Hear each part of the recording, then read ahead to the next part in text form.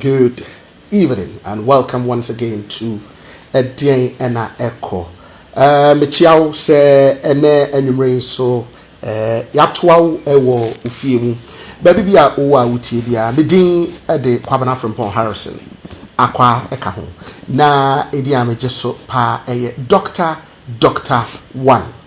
Na kwasi ada enumere dru sei na yetena Edien na ekoso a na wehunu se ye bedin konkonsa kakra bonzekro my God na ye me no dia ye gina ye dia nti bibisi a ese efata se yenso ye kabi nyame nkwa na mdijuma me ne me co-host wonim se abrebia me no na edijuma di ebro maybe se J ba share me a family di me what amaje so do asi we share na friend lady me doctor apo me boko bibia de dane ko nyame odoba de achi akwasi ada tue ayo betena ha ebe cancer me de e je se bibia de dane ko ya da oba de ase se enenso ode ache me pa cho se waba na o hwe ya bidi kan ka se ade ba akopɛ na ya me pesa wo ye ema me de obeya ne se obɛhye na wahye na se obɛfiri onua ne se ade na ekofo no aba omo ede na watwi nsɛm no omo bɛbɔ ne tofa ede amaye na ya pense mu ni yedi ho nkomo nti no fra onua bi no mfiri ni nua bi na yemfa nkomo no enhyehyɛ so lady me doctor chase amaye this week there's some na ekona ni etwagu no edoso but the bedi kan ye school for be student those days say from SS4 we say assistant in the doctor SHS for doctor ye man penny esusu omayi omanim at your mani edinatam etwana da pa ayeye no doctor omaye no boli beka say insult. Okay. Unfiltered words. Oh, makache ye man penny. Doctor anye no. Ye man penny betimi awo omo. Se mu no mposa onu die my Ghana so a. Obetimi awo, obetimi ayo papa, obetimi ayo ofa, obetimi ayo nana. Into susu ampa sa wo papa, wo ofa wo nana ka be ne sa. Osan edi Ghana so. Into disrespect be no. How? Say ahomete hey doctor you go school that who just say obey the disrespect call machi o who papa echi teacher di watie wawie no okon go say who kasa hwim kaka me de no come ani pie who ka show hwim because obuo ni ehu bi wo ho but enne na amafo ne dia say oba bo bibi atra oba bo bibi atra doctor papa o thoughts wo hu ye den say answer na me de me thoughts be bana I think say na no viewers ni bi me hu say ensem bi wo ha ye hyase ye ka na omo nhye dan nim hu nim die bia nti no ye hwe say ye betumi abo videos kakra mo na omo hu nti no ye nkɔhwe say ye betumi ayi kakra bi e de akere omo na yasan aba omo nchen bio sesie say maximum Akuffo Addo play Pasia final year. Pasia final year. Bele. Mama so assembly. Also, you top.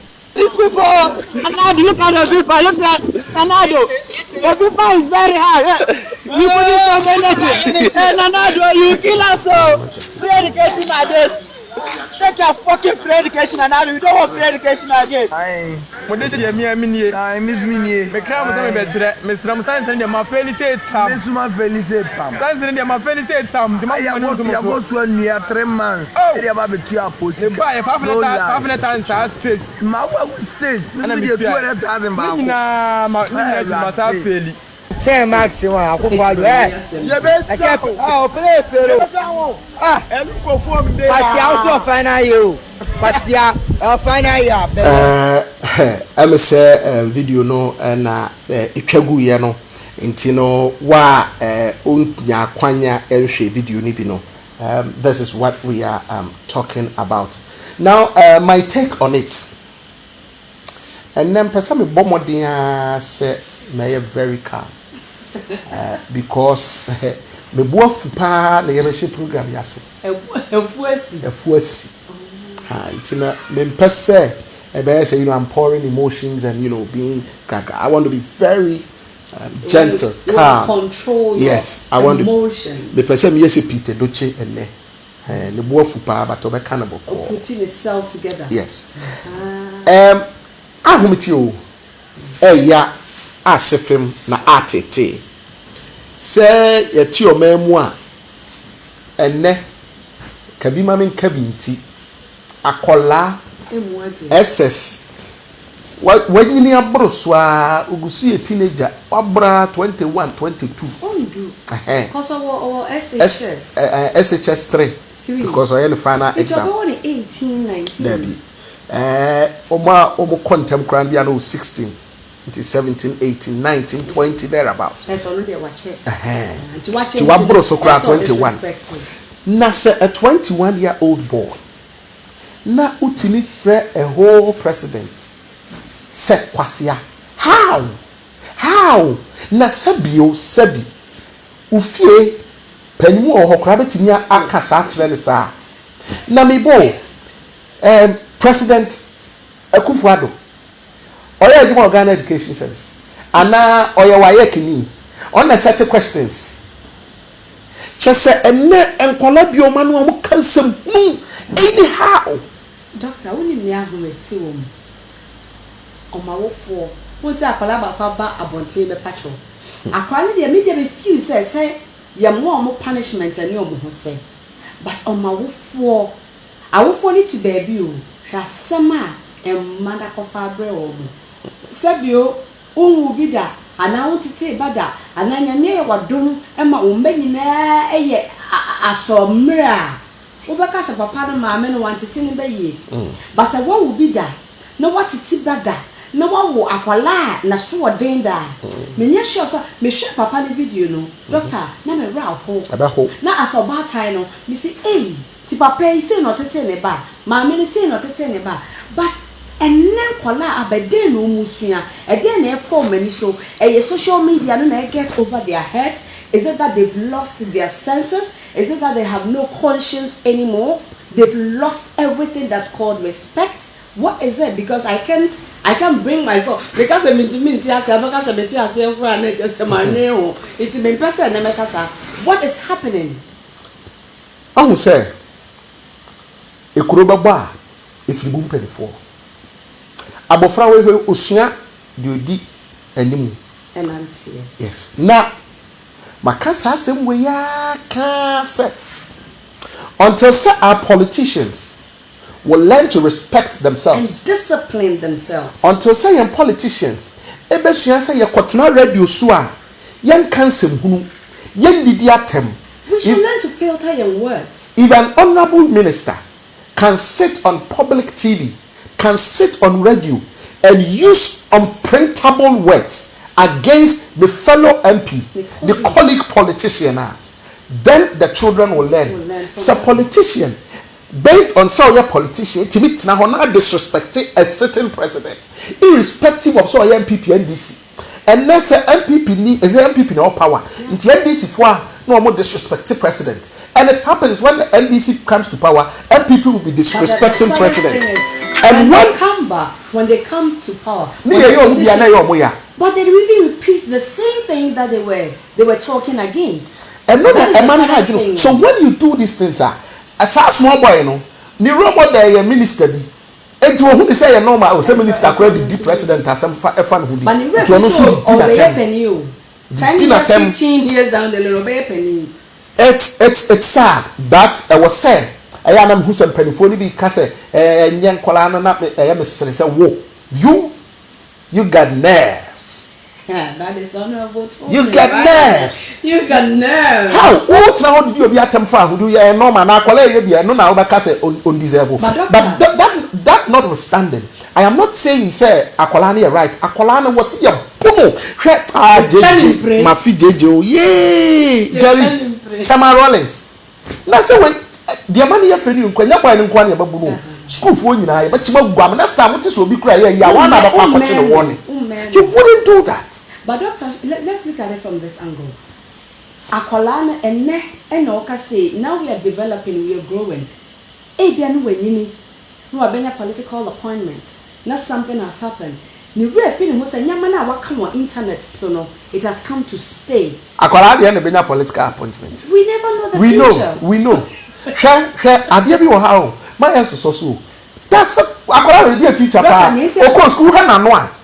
We no kwasi no school mo. Now exams abana went to me anya. Onko na wa bon. Obedi bi o man pani atem. Said then 20 years back, 15 years back. Yenubu school time I call you know. Ebi mu di nsem money pa, but that time no social media, any mobile phones na available. And yes, I can never be see 15-20 years back now. It can also be trendy. I can stay in my chambers watching the president on TV, and I'm sure me kuku ha na me di na temu a. It's no news. It doesn't go anywhere. It holds no water. In our chambers, who in the Akuffo Addo. It's the point I'm trying to make is when you make it public. So what I say, baby, no but the person me can say, change is constant. Things change. You bet me up say 15 years, 20 years, 30 years. Akwala way can change and become somebody to lead a nation. It's nation thing. No, it's not. That's all writing off. I have. So what dear? Now to be fair, a whole president, whether certain or past. I don't even want to repeat. What to be fair, I don't. Now for when in a term crowd for president as I will see a power so strong. I don't want to repeat the words, but I make kind of say and society to me about. What would be a man who break to a school fees and then when the free education.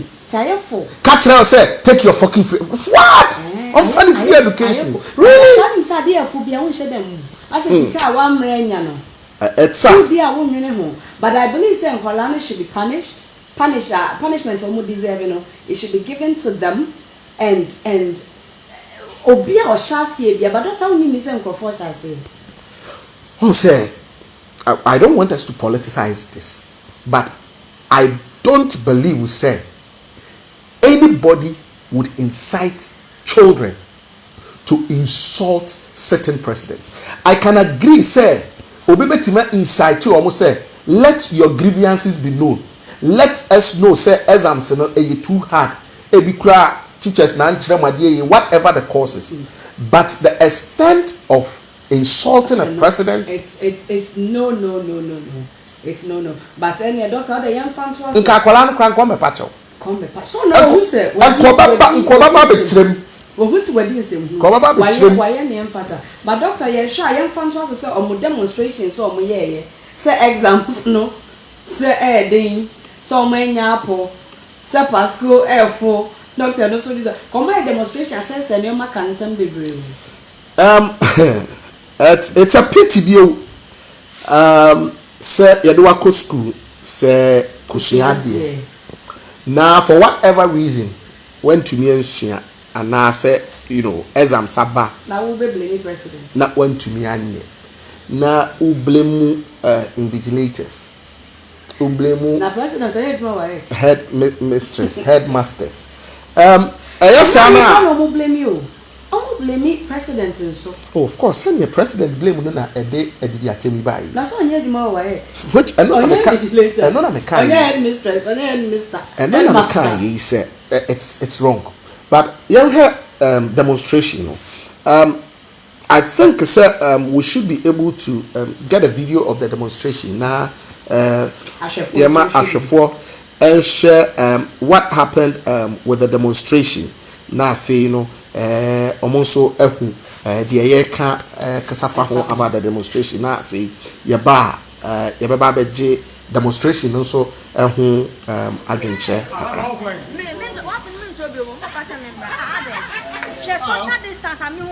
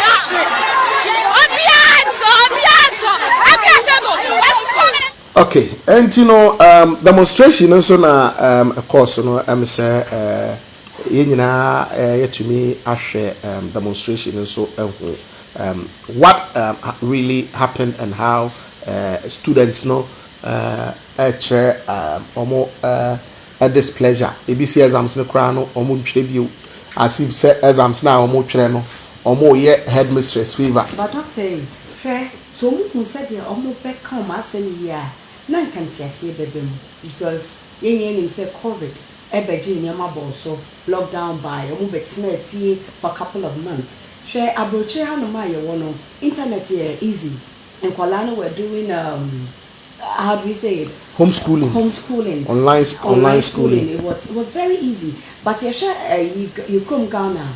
Internet no plan. What now download you there. Doctor, I be ya na mother.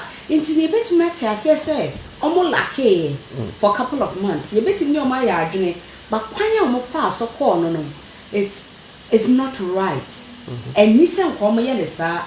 Into no teacher for shase na mo se nkwala nkwa demonstration na mo se nkwala nkwa your president because exams are yedin because mo anya nyom mesese minye suade na mo betina afie na mo hwe YouTube trends no na we expect say exams dey ba betwa na because o nyina ba afie na doctor no mo yo because video be trend dey ya students and especially man em say uni iPhone 11 na won ka ho iPhone babes I don't know much. It's what na o flaunting iPhones no nyama no. You expect to pass your examination? I don't know, you know, I don't know how these kids are thinking these days. But I believe, sir, this is what I want to take it from another angle. A banner demonstration now, I think, sir, and young Mofran quadrant.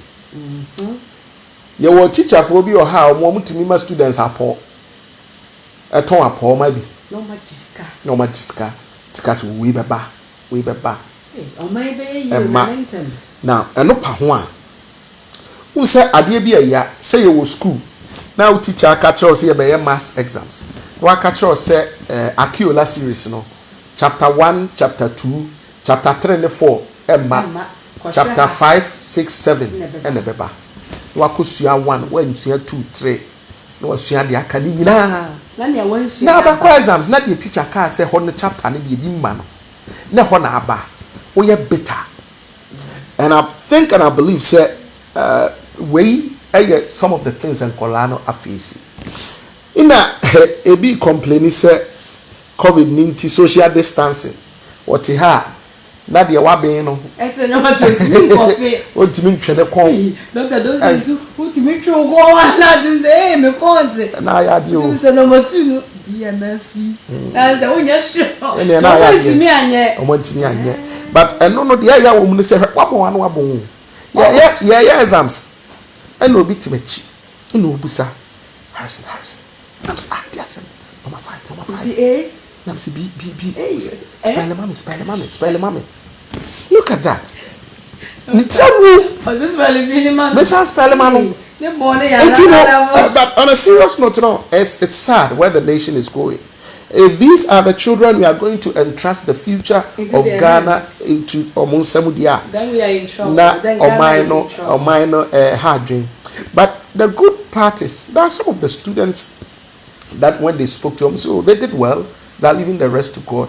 Then at least you can still take some positives out of weighing. But that time I know you have the me person me this question with you. Is it the parents? We the parents, are we doing something wrong? Yes. Or is the social media that is influencing our children in the wrong direction? The parents are doing something wrong. What do you think we are doing wrong? The parents are doing something wrong, but before let's quickly watch the demonstration video because I think there is a technical hitch with camera and try what you feel about it.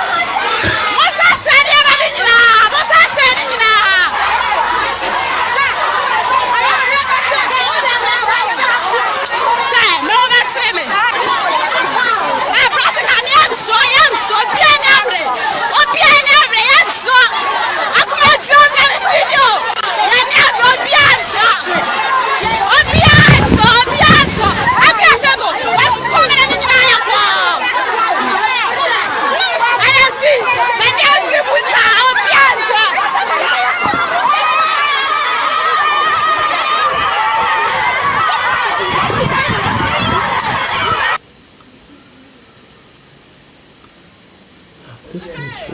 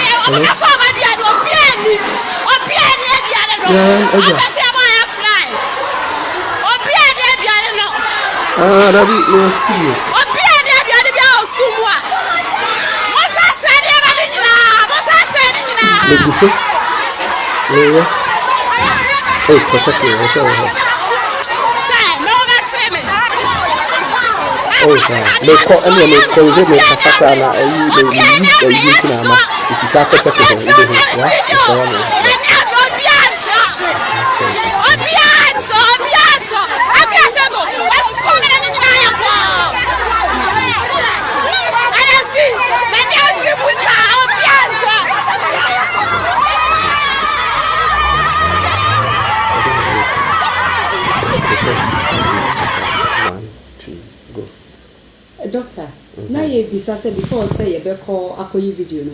Na ye bisa say ye awofo no na ye bibi wrong. Ana say error na ye wom no social media error. Eno na influence ye mma no in the wrong way. And I said what is happening? Okay. Bi. Now, the parents are doing things wrong. Now, what are we doing? Okay. I say ye ko Ghana. Ya maame mo no ebia o ya ba adwuma nti obekọ 4 no apon 4 no pon anka instead say obeba fie na wabetutu fie ahwede ekoso no ebia osan wo adwuma bi a oye no wonchen said ye be ya at least efie bibia betumi akoso kama enti no aside na me adwuma no osan ye adwuma obeba bedru fie no na ebia ye be 6 7 obeba no afei na obepe bibia di ni ade inti no bewie no na wa bre inti only time a or the checks and balances will feel ahwe sesen na niam si call and all those things. Doctor, na ya awofo we ye na nya no na ya awofo ye. na omoye. But you should know, say, you should understand, say, generation ekwa ni no. Na eniyama sisa na niyama bone edoso. If you trace it from time immemorial, generation bi aba something worse ebeka ho. Generation bi aba na so den ekosoro. We must so den na disrespect as so den na. Ebro sa bebre different bebre. And aside that no, social media enso edi yenya. Now, how are social media no edi yenya? Dr. Mpachonya Botre. Niyama your parents ye no years back. And no one parent ye ne. Inti ye so den we no man plus 10 no. Inti den ye na yam blame you then. Na ye blame you now. We did blame them then. You blame you, but this is the only difference. Now, the only difference is, and then we have social media, and then you don't have to go to school of journalism before you can talk on air. And now awareness is big. Now telling people what is happening is easy. Getting access to information is easy. But then you know, say oko baby na akola bonia ya kaka we ba kra na na maami antitiri. The blame always fall back to them. And what do you mean we are dream? It is not say entity omu ye. Say maami ncho ade bi. Good. Maami phone bebre ho kra na watu kwan wa buchi ne nana. And the truth is, it will never be like one kasa. One. But a big so will feel one entity or mama. Yes. But they still got to work, pay the fees, pay the bills at home.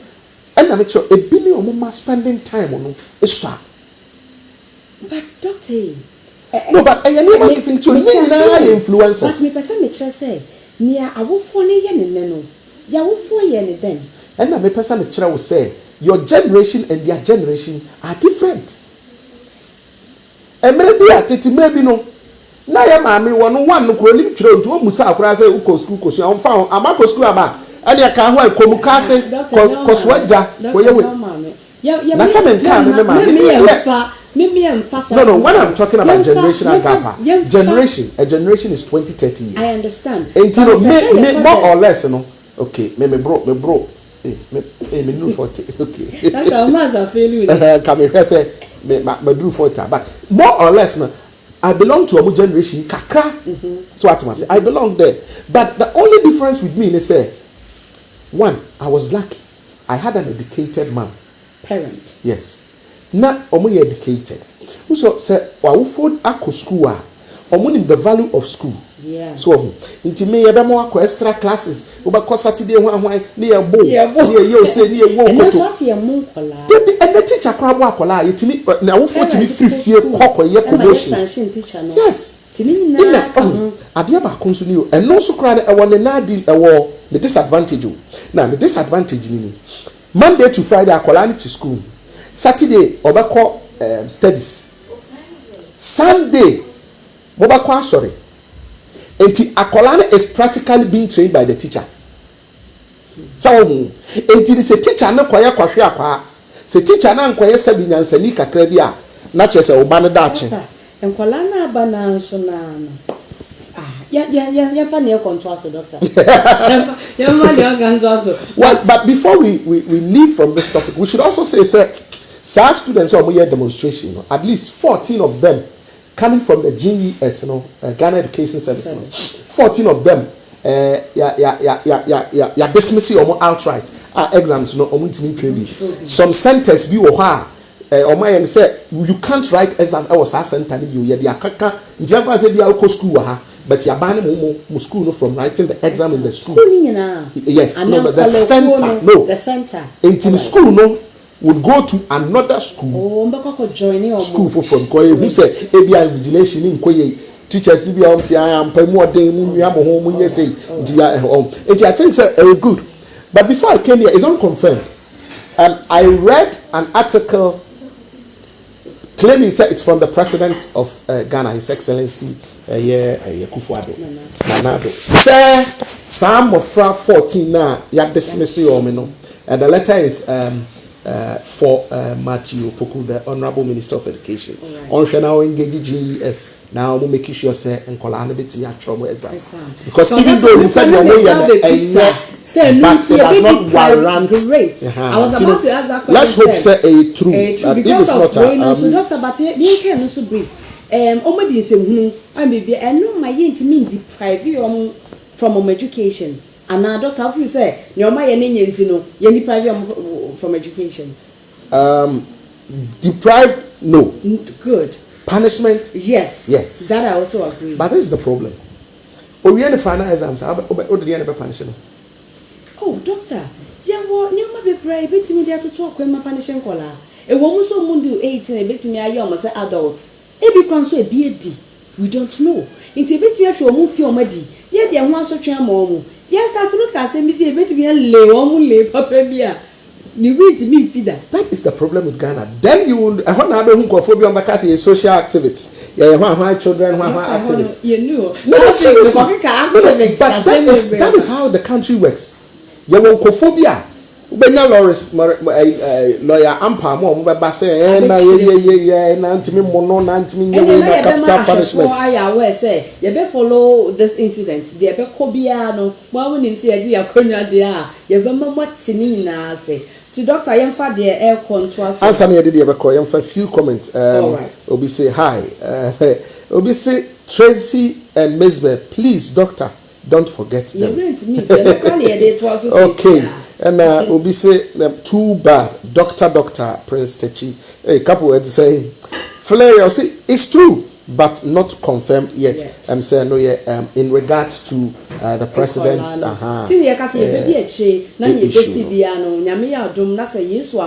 next week the Ebekosubia Yebema Ashefo Aswate. But doctor the court was this week a year Ghana two celebrities ye Nimomo Bakuye Nyumtuni Bakuye movie and Nyumtuni Dada. Doctor can see. We are not the answer. Bakuye Nyumtuni or Dada Koye Nyumtuni and now Dada Nyumtuni. Great. Bakuye Nyumtuni Bakonso a actress. This week doctor Omayo Muhubi.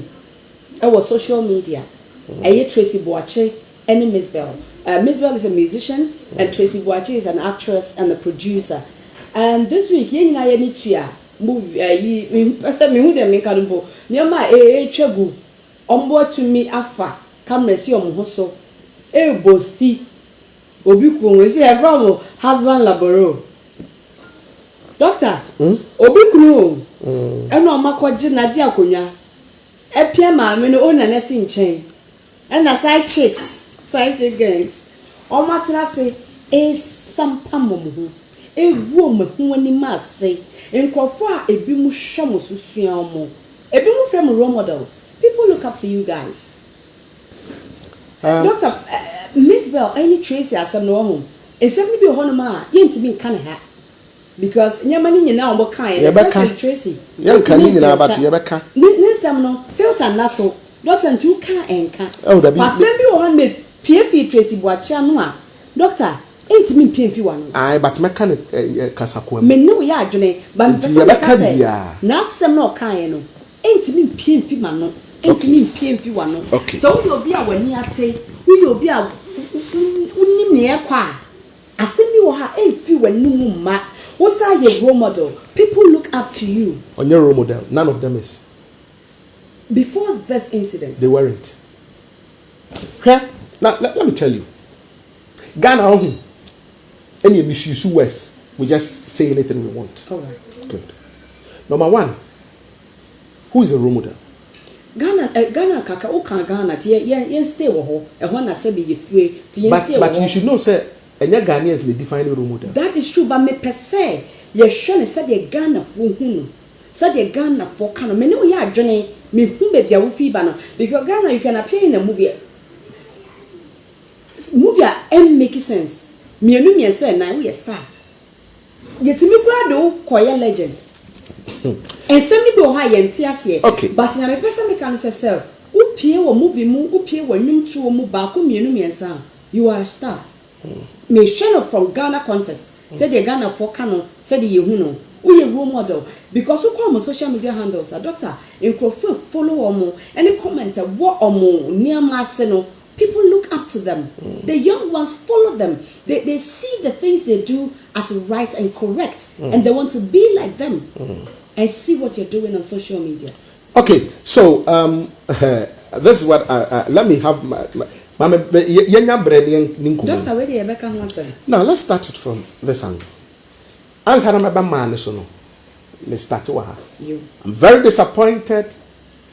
I was Ghana penifum, Ghana sikafo, and a Ghanaian politicians. If you want no money, doctor, yeah, careful. It be no. Great. They are but most of them. I think I'm your construct here words. Most of them. Shasa Tracy Boache Kasa. We have the guts and the effrontery to say, don't let any politician call me. Don't dare. Hey! Sir! We say who we now do know. Politicians be jai or man who dress and who have a friend. And nothing na make catch say I'm disappointed. Our politicians, you stoop so low and mingle yourself with riffraffs. And when you do that, you are giving them will be motivated to cut your pay anytime, any day. Having said that, we are very disappointed in MZBel. 2-3 weeks ago, we sat here and before the show, we were talking now crowd say MZBel the status near adeno concern endorsement concern oye role model oye big icon for one gender any other if you remember. Or if you say what pave the way. Good. I'm a lot of man or what you say. Emma saw back idea me kaya be catch us on deserve sir. Emma argument to her. Good. Now these are some of the reasons. And in said imagine send call by way in a whole gender ministry. And all represent here. Training was here. But me bo mama me die MZBel to when your first time with you ya wa ha na woni afia so asnega da yam hu fi potom krama mo ne o mu da nyina mo ba ka kire yen yanko bi nso ewie mbeka ni nyina kire yen eno na nchen ya wa ha ana ane ayi school prefect girl your friend saying there obi to car Nana Banamo ono so ne no ya hu fi potom Nana Banamo responded. One respond to some MZBel some na but doctor me ba ma me nya me doctor and no kran so na ya be ma ko be ma ne so apparently na say obi kun okay anten koda me nya doctor and ne obi aba nka wo de MZBel some na nkanya wo we de nya okran na start Debbie, doctor, or no starting here. Or starting the same. One starting a bonny precisely. And yes, sure now, of course, so can na ba sem nana. And no one not call or kasai no can say. And ne social media no. In Kofubi the pressure. To young ones no so. Me will fear, me work hard work. Aba me way, said yo, o kojani na ekrana, o chobe to so. Na nyina na the pressure back and kwala so nti yenye careful nyo kan ye ni pa chobo obi din ba mo bi e asam na kan na nyansasem pa to me de nyansasem nti de nti na blame so on the chance on share ase me se me yakofa e ba ye okay attend the day ba ye ni o mate wase enti no Tracy de menya abotra ba no so but MZBel na say me won so enti no MZBel na ekoka wi na Tracy bufu yi no so sabi yesi udi kwase achi a wi wade pa bonten ntuni e fa ne sabi o Tracy ye kwase ampani. Do you have to respond? Do you have to put fire in what okaye no afa ho wanya Henneken taba ofra okwensani a onti ase wanya Henneken ada bathtub na atwa Henneken na akeka na den ina nkofo na didn't say the achi o obi osade praise God yes be what is this nonsense? What is this MZBel? Wanyini yeso ne kan medi agro tafre wa no also akwala ne kasa no kan wase wo bi kra betumi awo doctor yenya butre ne no da bathtub mo na wonom ne nsa ne de no different video and you make catch wo na Peace FM for na afre no interview no and that we try no but only Tracy the any no that bathtub no that no Henneken na ote ho no ni part. I have a video. Otewa or that more really Henneke. Or yes, who gay. But you know because I have the videos I wanted to show. But oh yes, discretion yeah, then collaborate me it's my common semibio, especially Tracy watching semibio. The person you miss dance and my baniswa. Okay, young come is your dear. Now, MZBel when you about to hunk a coward dorsal. Ne hunk yawaha na share 19 course of war. Yakakaya was here or throw Nana nonsense. Nana Akuffo Nti sorry ya no ntimi sha atade na akoba na nkofo kasa sofo ne no wakoda onti ase sofo nso akọ no hoyi unim ni history sofo has a track record so no de oba de obefa na ode na ti kọ no okoso na hwe imagine o ya wa ha washase akọ anya fe utsa na akoba onyum na akohye ne man kitenkete ko campus no omo do omo sakohye wasema no ye nyina ye di ho ya di ho abobo ka bia so omo anya de omo ye nyam bransem na nkawe nyina to nkafa ho adwen fa ho nimtie fa ho nyansa na kɔ wonim na ye woniema bi na akwan so na ne obi batwempna obi ekunu batwempna ya twemo kra woni obi kunu kɔtwempna na my doctor me say what's about your doctor but my doctor you because no kra no ne sem no kan na say all my confused kaka ono ne sem no kan ne de ono enyo obi ku na wo fronting no ye dedo on front to you and can no cry the kianti o but the point is Tracy mum and I'm making was I saw the Tracy in some nation MZBel they are making you are not listening to me. I'm listening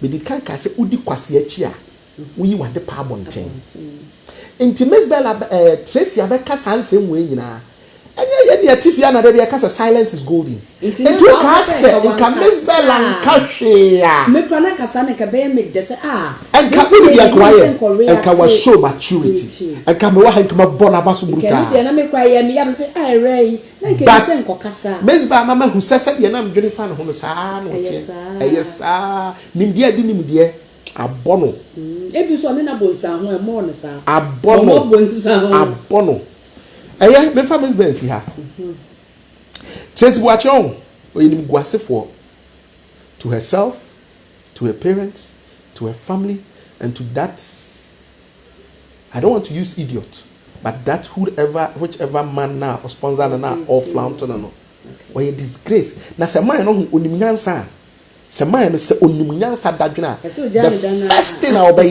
first thing I obey is you. You are fired. When you know because we are sponsor. Empratry mu fire. Say we get na get else empratry on the papa ntwa ware. Eye japade. And wope. Na ha mebo. Emma we on omusua nyansa. And they don't listen to advice. I've watched Mame Dokono speak about her past. Yeah.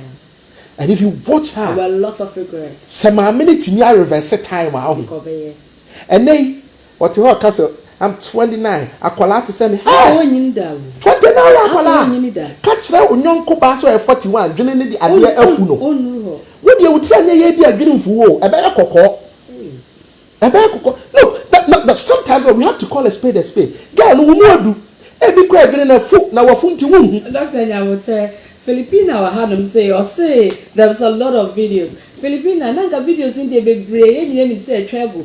But yet me and some no kind no Philly yet me you ha say ya na be discussing because you were ha as ye in some no kind ye peniso but on some ne de yet me eye ya no du kwase e beke but doctor dey be say ehwe ni fini say eye den ye na young girl one kofa osone ode wakofa obi kunu na akofa ye no obi nso wo ho na wunya kokoduro efa camera siw so ekasa magic boy was he say that I've been there and that now when you do doctor eye suro eneni emaba wasu biom eni because teteno enye suro doctor nyabotiro teteno so bi kura ni obi kunu twempa na wo hu se ne yire ba na wo moa na wa dodge anya tete ne wo ho ni do be no na wo ni obi kunu kwa twempna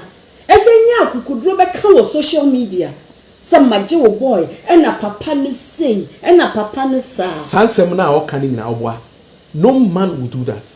Okay, because if the man how do you bear man tika man to me yes na ono ne taba no e chentresi because me so blame me bear man because no o dey me ba man kan bi mama fa ba so ne timika because Tracy sem na o kan MZBel sem na utim say papa no wo ho o deti e man ne mienu no wo keka mu tibom it is a Tracy ba ne nchen ya no wo ka MZBel ho nsem bi kire no konsem bi o ho no ma MZBel kan ya papa ne na aka kire ne fa Tracy ho ensem bi wo ho a papa ne kan Tracy kan ya e fa MZBel ho a papa ne na aka fa because some ye deep said they make an meet me from papa ne kan hwe se oyo ba e ma ko a obeka de be ye wo ya eno de ye normal it is papa ne kan hwe eno ti na mka se papa ne kan ye de a na se bi o papa no wo no class ataba chen Tracy Boachi na na MZBel na mu but I want to for now not say papa ne nkasa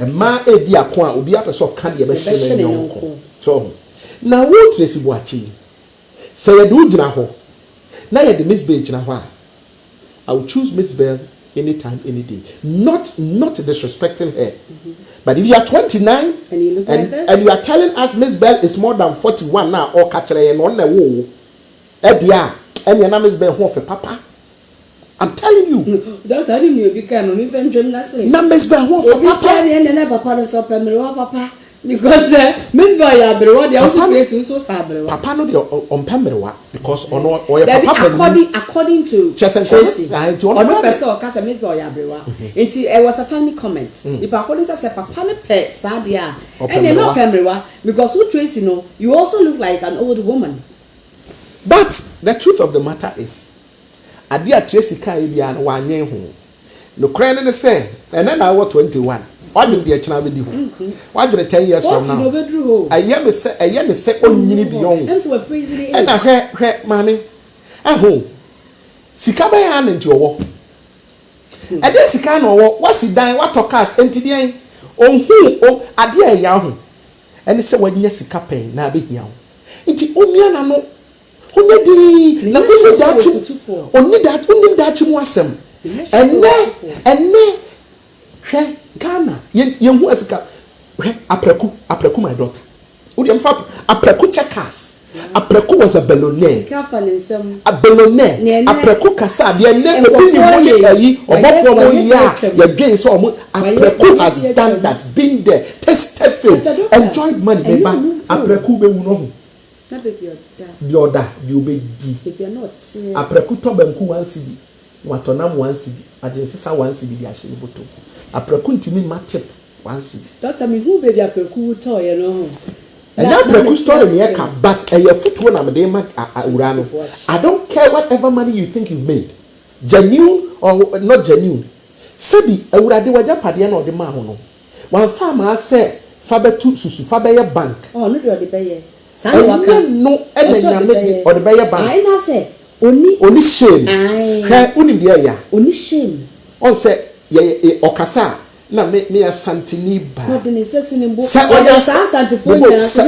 oya santini ba enkobe hunu say asantifo ware abusua enti no obawo wawumpo obawu biewu obaso say in the future me laboro husband no na wu it in the future obabi be ware na wo kwese na ma me ne hwan o se obi ma me ne a star no Tracy Boachi wa ha ne ba no hwan na e ka chese he unim fi akomu yampre it is a generational disgrace and why ye na onim wa ha ne ma no wa ha ono ane ho anasefo hwe ene ye ho so 29 okay or 29 oh so you are green into ne minister ya if it's a minister and now say big man here na only wo yi say wo kwa another big man beba but twan na bukev na duru 35 afei obeduru 35 no na afei your ma musika na afei na omura politics mo na beba o kevo 40 ho a afei no na wa na wo be penkofo wo be mo kakra di ntu be twa 45 no ye doctor na beba be hwehwe eduru ho so a ye be kire say ye guy rough doctor mo mahwehwe odi se nyame yesofo no na afei obe start apa eno kra be pa eche odon komi Mr. Why, or the back crab, but about bow. Me say, I won't have a time. Mammy Dokono. I listened to the woman and I wept. Said, Mama Bana Queen. Oh no, who are you? You can't tell me so say. You can't tell me say what 3 days I be uti pe na Mama Dokono. Now but doctor only baby a hamefa. Baby a hamefa ne say young because some more stars as a 1% of make doctor Adam young fan feel what what is that Tracy Washi show be or see Tracy inspires our 2 young people for say hard working pays any young, this is an advice, any young lady, any young man, anybody who sees those 2 ladies as a role model have a rethink. They're not a role model. They don't deserve any role model. Any brand that more associating with these ladies, more so and come on. Disease from them. And the politicians and these one people, some of them who far from Maria, when you for say politics near the way you never to you. Would do some blue way, let them call them some quiet near my young girls. How? But that's how your money are doing. She said, oh, yes, I must say, or Tosuna or Nufusua at a senior degree. It's a degree. And to my mamma. I'm not value education. Because of you say, what am I going to do with that? Qualification. Oh, degree by now. It's a pity. It's a nothing. I'm not what school do a chair. People don't place value on it because all you need is a big back and a big front, and you're good to go. It's a ma young kwala na ebano for education yahwe. To three ko one to pan here. Training film. Pump people ne boa. As a minister no were here or sikanini were here no na Doctor, now let me read just a few comments now. So or say thank you. 2 villagers. We don't know. And I say thank you, doctor. Where the biana omoafa to omo so. Me chiachia mo from Odo Black. Sarah Sajma was Sarah baby ya Amenin is watching. Adwa Prempe is watching. I say fire. Praise DJ Capote Chinso share. Adwa Prempe Sarah the Syriana. Tracy is even looking more older than MZBel. Well, that's very true. Side chicks are money who nowadays. Side chicks don't have chilo. Eya hunfi ana eyebeye. We die nemu ba ko ni bienu na combine. Hunfi ni beye na akabom. Gaze anso ntini nsa ono oye so okosa no ono anso de ne hokotwitwi bie. They will even laugh with you but still be having affair with your man. Ha ha ha ha patita or man Lord Day. Other Black, or see there are 2 miserable individuals who just want to publicly exhibit their foolishness, which I believe very well. Exactly, villagers. Apu Ashantis. We don't behave like this. Other Blacks, at least we know MZBel as a musician. She has earned everything she has now. Now all I want Tracy to tell us is what and how she started. If she's really a Santini bar, she would know, say, Emre yeninka so ofui, which is very true. That is the problem. Emre yeninka so. Odonkwa, or see, she can't even show the father of her children. Odonkwa. Every video where the Odonkwa was a papa no. Papa no, waboni din. Mystery man. Kukudra wamai. Mystery man. Only Ghana-based lazy girls will take them as role models, not the hard-working ones, because they have better things to do with their time. That's very true. They have actually chosen material things at the expense of their children's happiness. Oh, yeah. Papa no. Hey, wait a minute, you Papa there. I say when your child cannot enjoy the father freely, it's sad. It's very sad, very pathetic indeed. But say at the end of man, I know. Only the end me di Tracy ho ya pa, but me di ne mame ho yaw papa. Tracy mame me di ne ho yaw na esan so ye mame ntino. I cannot disrespect her because me hwe ne ba ne age a e bi o wontamanka owo se oba be din sem hu sei na wafra wo ba oba kasa no se me maame wo me no wadi 20 years nti wo kura no me maame nen na the next day be video or say me maame frɛ me say hey girl I wasn't 20 I was 18 really but when you J so yes asampa bi ato ba ni tim but doctor yen hwe ni you won say ukasa yemu no ukasa bi say ensem na Tracy kan wo kan ye be MZBel ya e bi kwa na ne maame an kan say and you woguni maame ani ma se papa that is what I think and you wodwini wo that is what I and you maame ntu ne ba ne fo o maame ani hu say wa dwuma na to say ye no kresa o ma ne hu say waguna ne mu ase I don't think say ne maame ne kasa do you know some stupid apology be on the buy some stupid ugly nonsense apology be on the buy some kofo and kofo na afreme na say politicians always ma guma ni ma say why is she still talking omanya afre no but doctor mo be kwa campaign and never wakasa be 10 times and na yet he wakasa be 10 times why is she still talking obodamba no ni because she be fake you be say the baller bed can't stop talking tie that ball no say baller bed you dey that time e beto amo because in some na work kan na chopper na work pan was sense no or sense them no I believe say so otumi kana no tum she should just learn to zip it me say my call when I na by investigation ahwehwe my na bonidi but timi kasa man no say men nipa mienu din na aba out well I think so I will know about the kasa is not Mahama it's not Mahama it's but Mahama kwa yankasa Mahama yes Mahama brothers say Mahama omu nyina ye bia and the brother ebetima Ibrahim anase menya so be de tu omu mienu nyina bo ya ebetimi aye ebetima Ibrahim betimi omu nyina so was can betimi aye all these sponsors nyina say papa ya no yes UT bank na se Ghana for omu nya nim guasia papa bank kura wantimi ahwe so ma mienu no betima handle mu ina woni bia ya wa mu nyina woni bia mi piti na yire ti fio eno na mi piti no nti bia no wo ka hade no wo ka se so se safi wagye wani so so wagye wani so me kan ye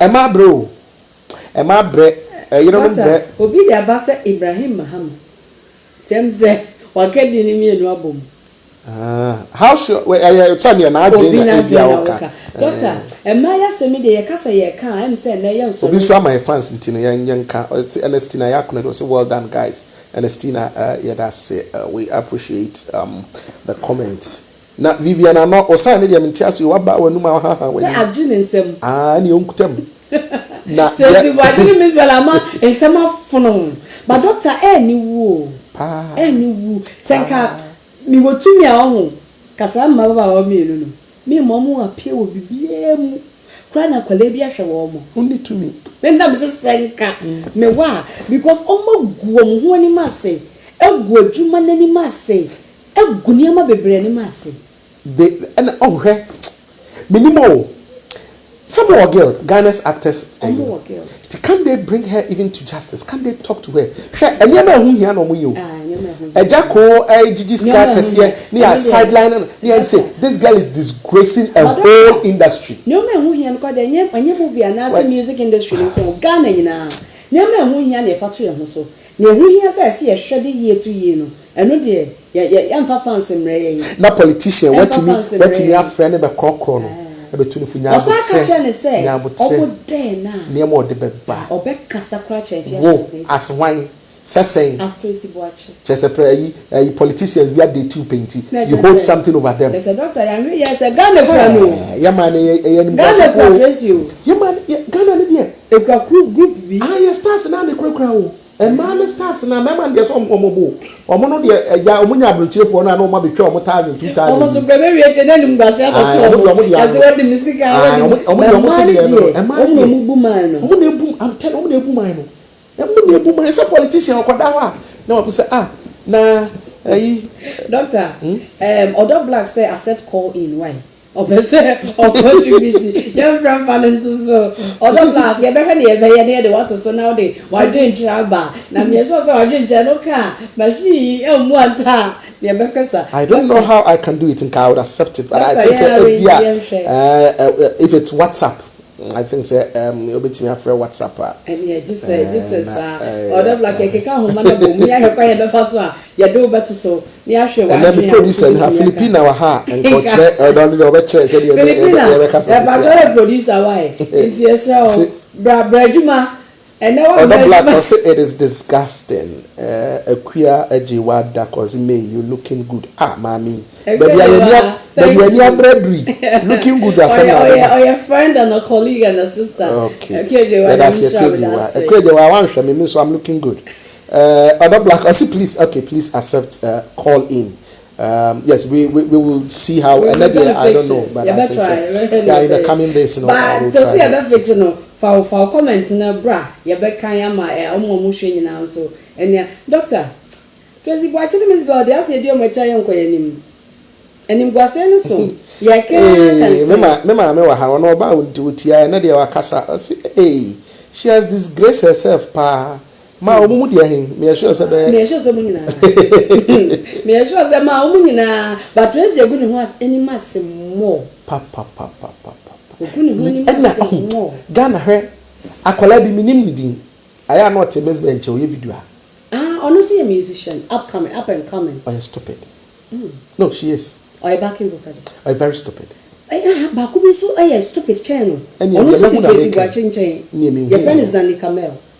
Zandi. Sagi only yet. Another backing vocalist. Anyway, Ghana. I don't have a friend who star me. I'm shaming. I had to go and ask people who is her. She's a star for what? Why then? And yes, I will trust me. Oh, trusting you. Yes, I'm from social media influencers. Who gives that title? They pick it. Influencer then. And more now, or and people go on radio, on TV, and they say, I'm as a social media influencer. Who influencing? Why? And what are you doing to influence people? Yeah, when I board that, I said, but yes, sir, you are not influencing nothing. Backing vocalist. MZBel Sagel or person carry a dread one. Minimum in the MZBel day now working. Okay. Unya sad if you talent pa. But yes, Kotre was said you to Wabono. The Hunya he said you dread chase when he no. Jai Nangasa Onomo. About conform said the MZBel the Acquaah. I ever tried them. Yes, so MZBel, Namena Boan and about 16 years, a free one. Hey, about 17 years and about 18 years, 22, say 49, say 41 years and the farmer. 49. But your best say, me who said your main canon because me sure said Tracy cried over 2 for be 2. Me sure so Kasa Kasa. I see there is a cross. Dad and I felt so ashamed just listening to Tracy. Hey boy, and MZBel too. She should have shut up. These days, prostitution has been normalized in Ghana. I'm beginning to like. What's the name of that idiot guy? I think they all say rape victims enjoy. Yeah. So Councillor Lutrot. Yeah, no, Mr. Lutrot. Councillor Lutrot. Who bet my friend Mr. Na say o ma ba out abeka so ni board no so. O catch them say ho no go school no. It's but it is fair. I'm beginning and Otimi can say me what about these girls are. You know feel it so Charlie, you are being harsh, you are being this. But Acquaah said, "Eya no cre." Enka tete no. Oba ono wajitu so de oya shawo ni. To oba kwa akotra dem. Oba ono wadi ano onumpo no. Onumpo. Ada to no mu disi o. Yes, omo ferry ade. Onumpo no 500 waje wi apa only din ko wotete. And then doctor mo who social media influencers no. The omo ye ho and the prostitution difference be anymore. It's the same. In a way mo cry dey prostitution. We mo dey ya shawo. Omo ye tutu. Omo dey ya jantra. Doctor, say ni asem na kan bo for ni twi. There be. Oh, there be prostitution here class. Or prostitution here red light the enemy. You know, omo ye decent. We ya quote me trap police man. We are quote me case why infringe upon the right. Ashawo ye de wo mo no wo ya obetwi ne to ase ne wa ko Atetewa. On one thing, was MZBel any social media so Shama Bontini Uncle Memo. Anyway, 224 Casa. No dear. Who caught Salem on it? Prostitution for the only a polish. These girls, all these girls, all those beautiful girls, actors, no actresses, most of them, prostitute, but only official prostitutes. On the class. You don't know about that. I charge $5,000. We are polished or call the baby.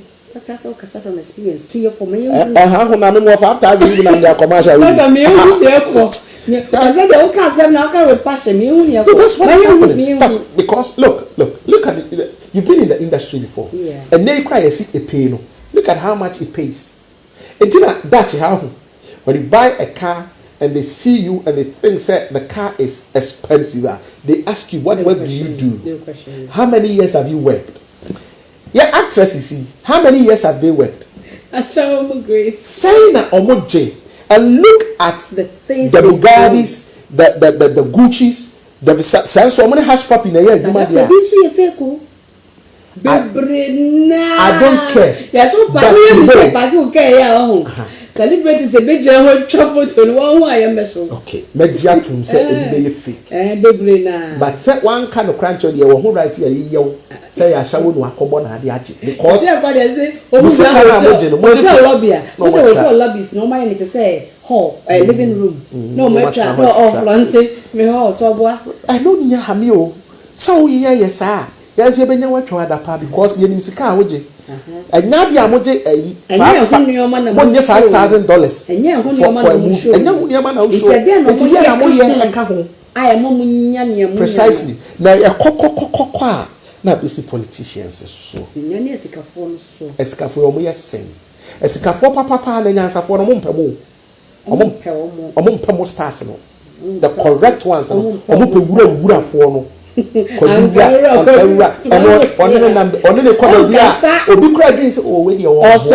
Osumano wakoto abia na abreno but say me on abokan yo so no mpe masters no mpe mu kasa dodo ona abokan yinya star politician get na kantanka so on na we no nya star sa akra wa be star nti oka ne ba ma mi ya obedi attention say star o social media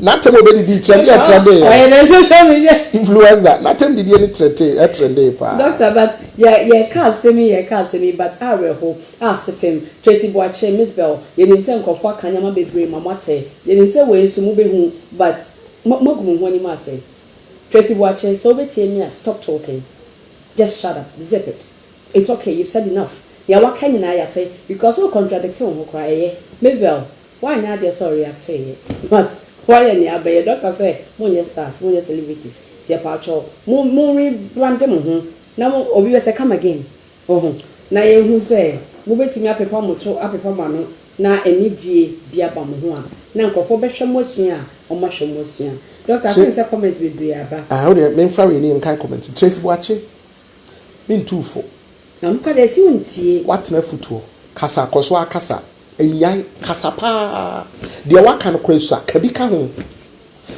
just let us know your level of foolishness because baby adrum ye nim se obetimi akwa abota oh doctor wapem yo wapem anko obeda ye se ye pa ye ne obekasa pa ompem ye what they politicians on there now what obi a wapem no you don't know what remorse is like no she doesn't have remorse that I enti ompem ye won koso nkasa MZBel what the na aye se huro minim se wo wanu hu asa fight na nkasa no wanu turu kasa she stop talking enti e ba ye jai aso enye sa wanu wani buase so dada she's not talking ti twaso anyway yen twa so na de yen fa comment obi say hey Linda any Florio say ashawo mu grade Adjoa Prempagima say they are escort girls that's the class level okay not just a prostitute because I want escort girls omo dey high class omo no omo back omo timi di Range Rover na eba nti Range Rover nko abetu ahon kawi no na just say omo na escort girls okay other black or see influencers and entrepreneurs that are influencing and entrepreneuring their body parts wow and omo di chiche o na ya na de ya me ya fancha you say butter trade Oh, the chiche. Omo kwa no makoje. Akro mo the chiche. Omo si ye to dan mo omo ye to cars mo omo. Car no so kwa the best so born ribbon. Oh man. Born time. Omo kwa ni ato cars. Enu ni doctor sem. Omo ni nkofo start see dan ma ene. Nkwo. Omo ni ye start talk cars ma ene. Yes started. Oh, so me ka ya na me. I am person me ti ase ye. Me no problem so dem be flow because me ni bi. Doctor. Na me car me will be. Doctor what you me person me ti wase, I am person me ti wase because when I say it's I classify men. All right. You know, right, men. The person just said men must started talk as man no. Started see that what that they say fiti abon say to aso de ohoye Tracy. Be ma gira pampem no atuki am oba. No waso. But doctor, e beti mi so ba say Tracy baby e wo fiba no. Wo hia buburu na e ho nye. Nti sika na wo betom no, e foforo no. A control no e mani ntumi nyusu na adwene hwe o se biase bia no obia nyini a o dreams or aspirations yeah meti hoyi misika menya no Canada Japan ni mu fa nya obenya na nya wo menya mi misika nya no Bill Gates mu level ni bi ono kra me chen no all right mi di mu no okay nti se china menya normal I have dreamt it but girl we Tracy wan so da ye so be nya sa ne ma na wo nya sika could be some money precisely money has gotten into the wrong hands the dirty pockets into no kasa or kasa said your tia pemuso when in your kasa sika control no said be or take okoso o tumfo katia santisika say to sika kaya ne dia o yesika wura wonum pono wakasa uhunu se nyansa kasa sika wura o na wo asuko no mawe uri akoko dako akoko dako emebi na sika edi sika owai waya oba be di mampeni waya nsesem chese me pese girl ni hu se ebia betwempo there have been rich people wona nye otipani akoko dako no akoko we so de na to chese me nye ken cry na ken tata makoko dako kasa ken way you understand ebia bako we've seen rich people like ne adwuma omo ye ne nyu omo ye bi mo kwa stress sabio omo stress na omo di inti no eye o se wo girl no emra ye ni nkaso ye ni mra nkaso enka wo behunu se wo dokoto kwadu a ne jam ho da bi asem ntia wo and no what you obedi and you are talking by heart you talking anyhow as if there is no tomorrow now when you say no tomorrow any dia when you say unkwasho obi nsem tomorrow any dia when you kwasho obi nsem so that you do situation bi ahu you would have the whole sike wo we are say but into me ebeye vanity and ni pedia fefechi dodo and ni pa hwe he Range Rover and sadie wenti emrantie de omo hu kose beni eyo yawo and no so version no yes and na mo kojiji no because the sugar daddy ye no ontimi nye owo ba bi opele pa sugar daddy ye hu no eje no oba ne se wo ba ma bi Range Rover dia na obetimi dia ba na komete na obi si beni wo ko ba beto Range Rover 3 no akọ but doctor ye betimi so ahwe ne se akokire ewo Ghana ti na man crofo de ahotie ye we emema no kwaje saka wonnoi emeyi so de se bio omajapade yi de jinsesen aka ho ana enya Ghana nkwa na ho kire wo ewo babia even here in Europe you will meet Amsterdam ubehu nipa nam street no sika or stress radio the first time I saw that I say hey abroche na me we abroche na stress radio and even and for we said yes advancing people can still not afford 3 square meters a day but will they do these things no and the point is no crack ahokyere wo ho ahokyere wo ye mining more thing but me hwe emre bi atwam ne de toto ne ho a emu ye doctor enkola ya semi wo ho I had am person from enkola because ene mom ye na ye enkola asem ye enkola de o mani ntie o mani mieye strong level no form. Doctor for comments. Okay, memfa kakra and so. Nana Akuffo or say the one they call sugar tea. Hey, I watched a video. She charges $5,000 for sex, and she didn't feel ashamed talking about it on TV. I watched it too. I watched it. Some useless girl be some the about $5,000. Now benya memma kwasi phobia. Womu nanwene, womu didi womu no mu kwan. Wo ma me etiase. Wo ma kotua 5,000. Se one oba ekodi. Wo bi ya. Sa papa no obekwa kotua 5,000. Wacha 2 minutes. 2 minutes ni agye 5,000. Wo modam. Oni oba ni di enhemu a. 2 minutes. E ma we so petre into 2 minutes kwa ha unu. Doctor, yeah, no, your family line.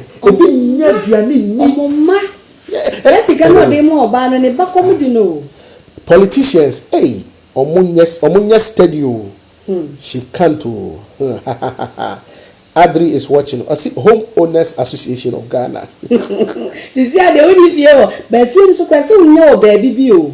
Trasa ko ni easily gone ho anamboa. So when you know what Kaswa. You know when you say those things, you know what you have done? You have actually insulted everybody who lives in Kaswa. Oh, but Doctor Tracy you be o. They say how to so over 40 away. Of course.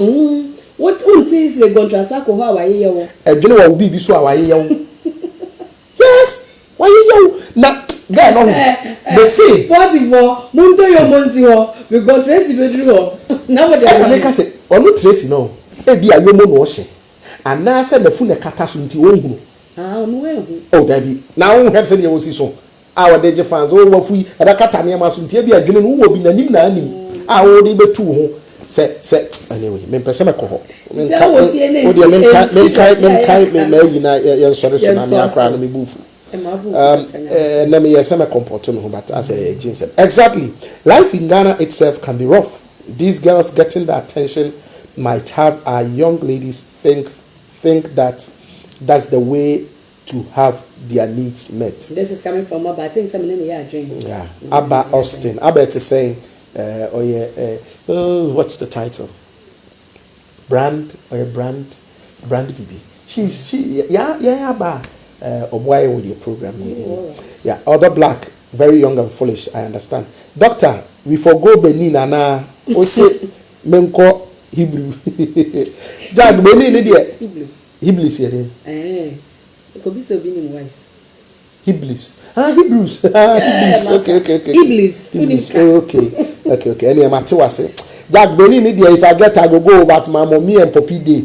The thing they say, ebi amekwa ni akasa memfo mo meje eno na be ha me atomu a no so no mu kra ha wakasa memfa me ma meje oyere wo ho so mu nyina wu a mu nyina be wu so na me sure say me ko sanka ya dia beni ne yakọ ne yakasa oh mompa okra bi mrade a ta wo kra kra beti be ku sanyam ne mekunu me pa me ache no I see when it gets to a radicasa na she will see but that's it so me radicasa no and na make that 40 hono na ko 41 afi na man radicasa na makoma antomio na won kan se hunu a wadi ni social media I think so enter 50 and radicasa no 43 ho ko ni na wadi radicasa na sa to ni mpa bo sata o da na so dem kura disturb nyame rough no se hunu amodi me pacho radicasa for so in so this you be having disturb nyame wa we say Amsterdam beggars don't know Benin, that's why. If not they yeah, I like that. $5,000 is not true, they are lying. It's 20 Ghana cedi. Mommy, I don't want you be pay. You know I drop pay. Oh, our wife to be. Oh, Patita. Oh, our wife to be. I've not met her yet. Darling, I see 20 Ghana. Ghanaians must change the way they think. Ghanaians must change the way they think. Comment you have. Twaso na sorry so na and say. Doctor, my family and man today be a comment here. Onkwa na wo kan.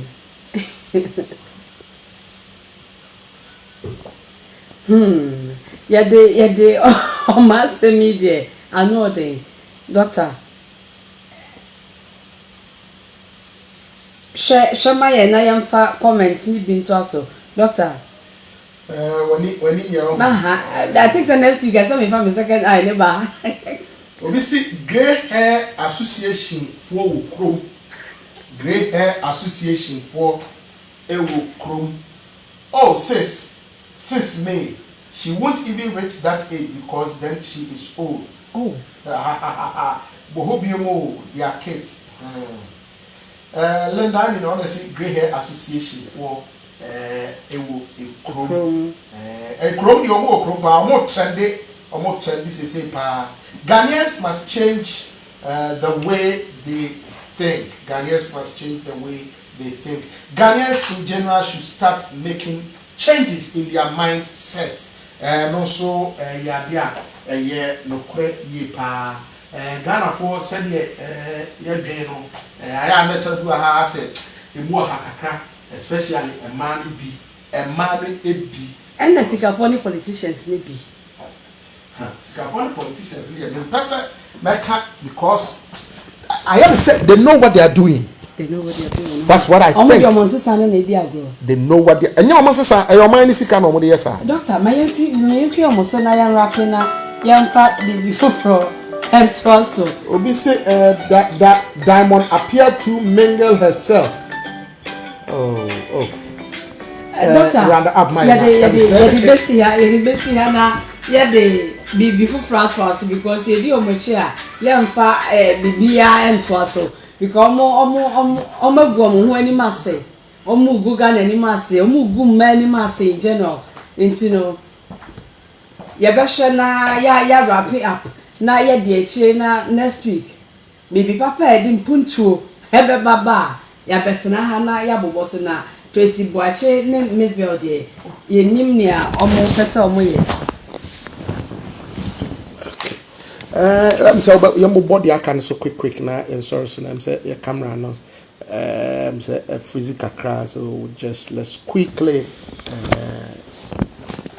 and she say a bit to me I some of the few stories na fi and tempano ya sorry jumedino eswa Tracy Boache emodi ane de yenka ho asem bio na yemompaye na yehopu se ensesaye ebetumi aba ebi asede nipa atu omano aguso aka ne bebre saa no na onyankropon ehu ye mmobo ama fe omahunu se ade a omoye no emfa kwam enye na omo asesa ewo ho enti no yenhwe se de aka no yebebo no napos yes Joe metal into me oba be worry good enti no you hope say I think it's long overdue watch it into our enemy fe which me atna ase ache doctor ye the Lebanon so kakra bi esi beto so yes and so I just say ye Lebanon de no quickly I think sir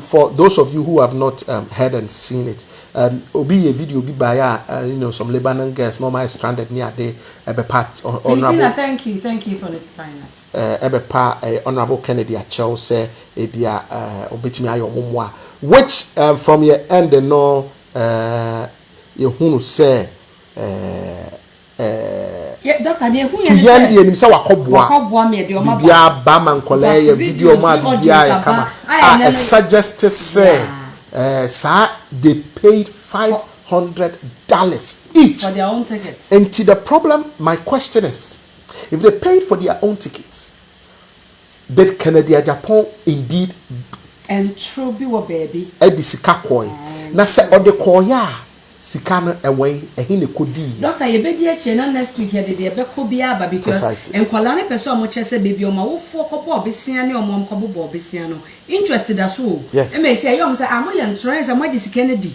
because Ghana buy any honorable na di sika be famo into omo per clarification it ye be die chena next week ye tinye play audio no ni bibia na amo o mate doctor Lebanon crow ya nso explosion kakraka bi asi. That's true. Apparently no it was a harbor na almost easy some explosives material bi wo ho and it was explosive material and be or maybe bring fire and call home and fire. Senior friend is saying ammonium nitrate, and in tons, thousands of tons, and that was what caused that massive blast. I must say the Oyenene komne adiaba omainima hadwene panti say ukonko to dwenima na wakai omo because they are really suffering.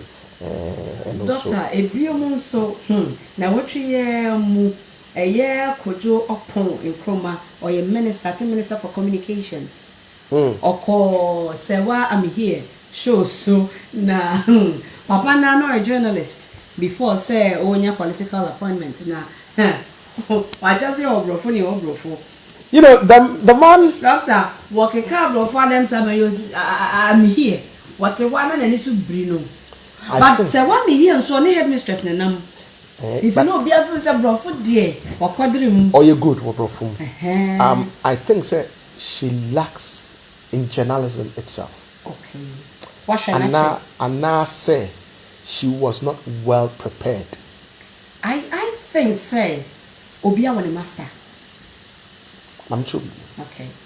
But this man, this information minister was once a journalist. But let me tell you something. This is what happens. All right. I'm a journalist, so I know what I'm talking about. All right. We revere certain people. Intino or intimidate you. Yes, or intimidate you because one, he sees him as a senior colleague, someone who has excelled in the job, and now he's been elevated to a certain status. A minister, communication minister. Some question na obusa papay. Obusano about sa ayawaso by election a coursewa a koye kikri kakra ewohoi. That was the questioner Obusai. I know a cofa problem by. But doctor, only say your mass meaning I so many chobo say what about Twitter?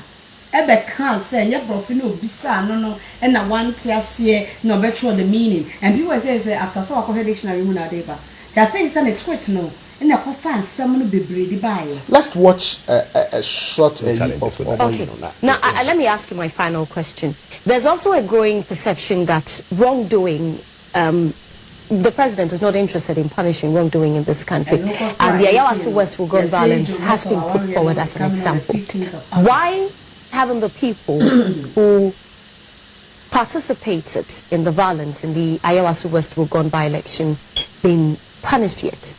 Which people, and what was the recommendation for punishment that has not been executed? I mean, we saw a video of a young man. As per video you can see, but there was a commission of inquiry. Assaulting, don't worry, there was a commission of inquiry. A sitting member of parliament. If I may. So what was the recommendation which has not been implemented? Then we can get into the specifics.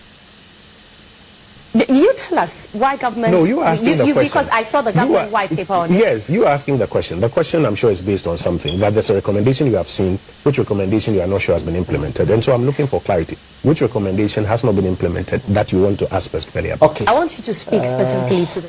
I think that's the video. Now this is what happened. Who said, when I'm saying say, oh, you're ill prepared in you. If you want to interview what set your questions that are, it's either you don't deviate from it, stay on track, because they go on they were prepared for. But when Oyen say, Oba answer question based on the answer somebody brings her, it might deviate into other areas when you're prepared. And this is a sharp guy. But am I respecting him? Girl, no, you mean? Guy, no. Guy, no. Wouldn't be your Or bringing the back on track. Just say, or my baby, normal. But unya obi to say, sa samijan fear. Obama is useless. Why Obama lose you, Obama catch yourself. You are not competent. You don't know what you are doing. Unya obi to say honorable Canadian Japan. Obama will say you understand me? But I mean if you say obi say na say wa me here dizzy. But maybe if you say Olivia Papa no. I think seriously, no. She spent more time on her makeups, her looks, not so look on point than actually preparing for the show, which some of you do. Yeah, that's also. Because you will be fixing your man, maybe 3 or more.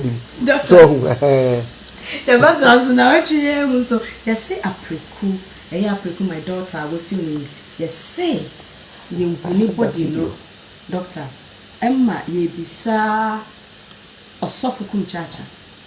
Osofukum chacha dredge and you know doctor wa kana dwen. But me feel say body need dey nyina e bia na covid nti omo dey hye baabi say me pem no mbe yi na so ma ye na bempon yi. But tie kum chacha sem na wo se kum chacha no doctor wo tie na say your canon sem no e bi brisam kwa na nyansa sem a wo besre ba papa no ani abre papa no ani abre ko Kofi TV show so ekeka na de ma aji Kofi sem afa Kofi sem ne me pon wo se hwe oh ponsing ti doctor wo ni bibia ka dia yeso e be pon. Well, I think sir I'm gas over ka ponsing any ponsing. Well, I think sir apreku it's worth talking about. Now the issue amanko for kasa yese yabeshe date need to share that. Yes, have a share date. Yes, to share that. Then it created some rumors near they say what is happening.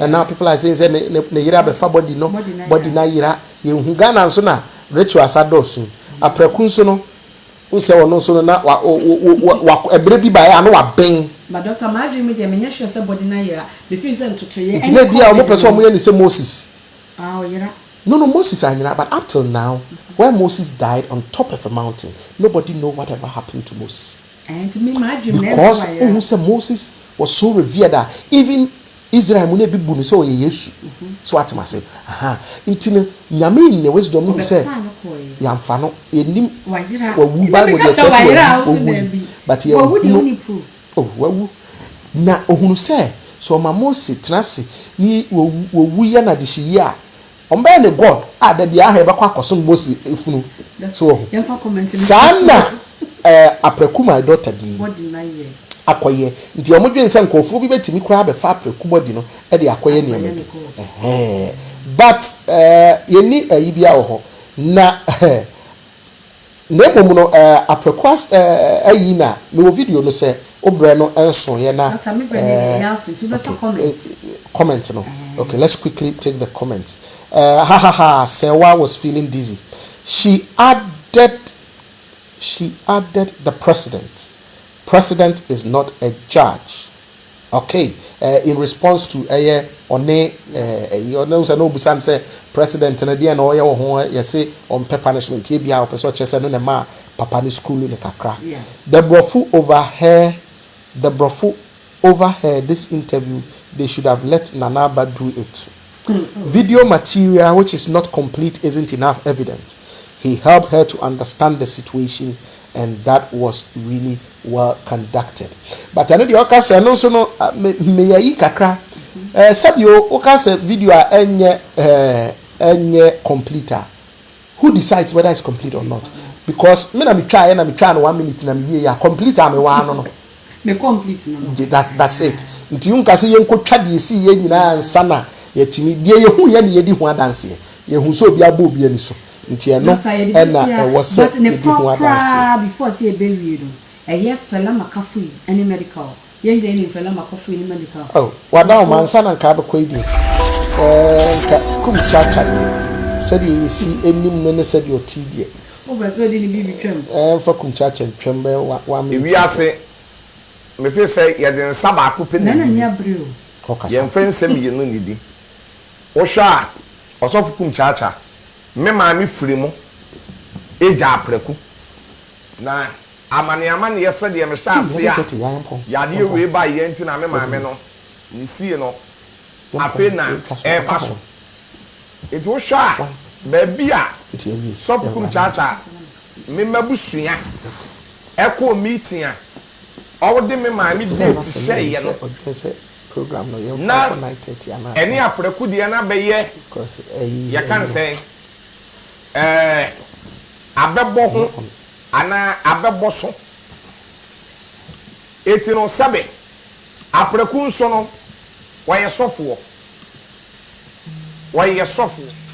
okay afei obetimi doctor yɛbɛ sorry so na before say yɛbɛ sorry so kra no na medical any fella makafui enso no yɛsɛ ɔmonyem ne kun medical aye nice music video yɛbɛto a ɔkyɛ ne yirefu ene ne nyinsen but ɔmomienu no yɛne anim sa agro ɔmani so yɛwɔ ha no ɔmoware yɛ ɛna ne yire fella makafui twahwe yɛ a ɔba yɛbɛka kyerɛ sɛ ɔpranke ne kun iti nyinsen so ɔpranke na sɛ n'ani da hɔ ɔmo so onyem yɛsɛ onyem ani kwa music video eba ne kun ne yirefu bom ne ade ba ma me mpesi ebeyi kwasa nkofo me num bi agropa ɛkyina obetima aka kyerɛ sɛ ɔmo de ntoma na de hyɛ nti no yɛhwɛ but yɛsɛ ɔmo yɛ de but ɔmo kyerɛ sɛ onyem nti yɛhwɛ so ɔpranke yɛ nyem ne na ma ne ani subli no sana press nkofo bɛ sɛ ɔmo kyerɛ na ɔmo ware yɛ na ma se bai nti no ɔmo nyem ansa na ɔwo sana is a na sɛ onyem ayɛ ho ade doctor no cry asante for say kafu onya asante well it's alleged but yenim so mu di e ho agro agro wo mani su to ma sem de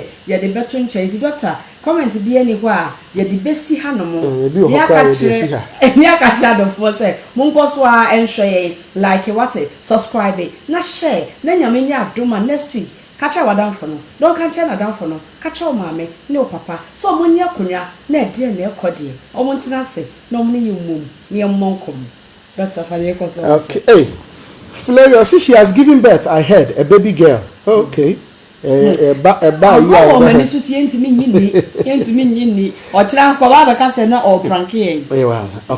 Well, all too soon. This is what time is going to permit us here on a day and echo. Yada was say oje bre eji akonya eni edi nkonkonsa nyina esi ye. Ede onso konkonsa eba ya na ehu hia yi pa yada se said the lady me aka no bomoden na ehye emaye na obibia nso ntumi enya ebi enhwe nyame yadomo a na wotwe se na yebesan a ba munche bio nyame enka mo ho na onte wonim kire de obe na wotwe bia mu no oba de nto super so na enye yi makramo ye frɛ me kwabna Frimpong Harrison ubetumi afrɛ me double doctor 1 and I said Dr. Swell. Adios, hasta la vista. Ciao. Bye bye. Doctor.